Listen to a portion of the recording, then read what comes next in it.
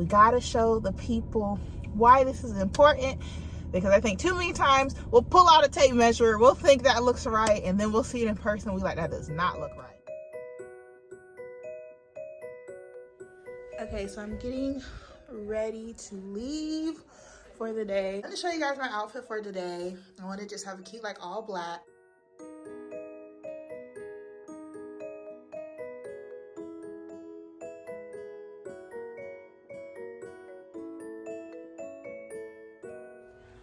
And we're off for the day. So, you know, the fun thing about this is you don't truly know how it's going to go. So, A, everything can go immensely correct, or B, it can't. Okay, so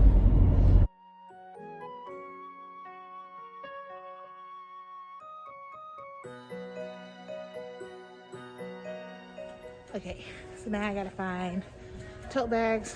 I'm in Michael's, and I think it's on the other side. So I think I came on the wrong side.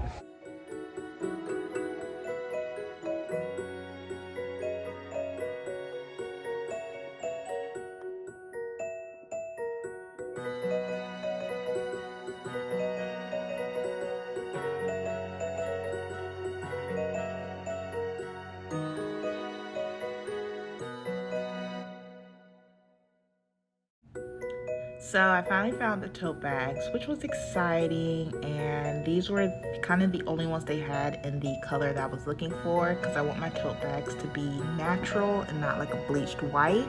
And they had it where you could get a 3-pack or you can just get a 1, but it was the wrong size. Michael's was a bust, and not in a bad way. They had tote bags, they didn't have a selection, but when I was going through quotes, the size I was looking for was a 36-37. So it was a decent size and length, and it had enough in width. So the tote bag that I had picked up and showed you guys was a 34-34, which I felt like was gonna be small, but somebody had already opened one to get like a size look at it. It was small. It was like a child's tote bag. We gotta show the people why this is important, because I think too many times we'll pull out a tape measure, we'll think that looks right, and then we'll see it in person, we like, that does not look right. We made it into Joann's. So, yeah.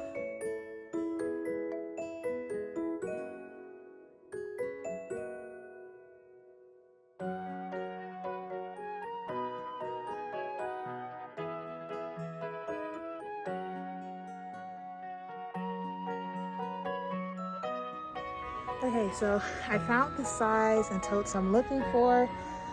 Only thing is, they're so expensive. I might have went to Walmart first.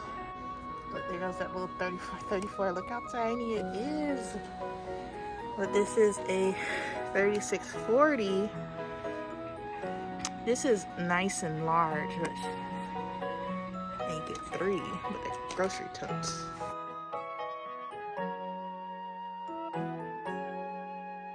So I made my way to Walmart, and they barely had any totes, and it wasn't even in the color I was looking for. So they had bleached white, and then they had one with this leather strap, which I didn't feel was going for what we wanted.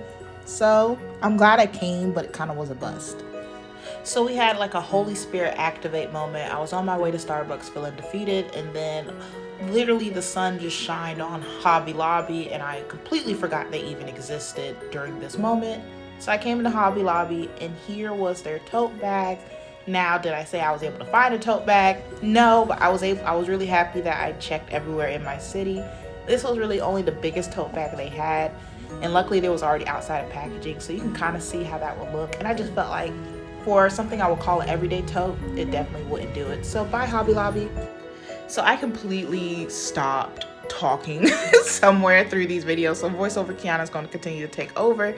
So as you can see, it's clearly the next day.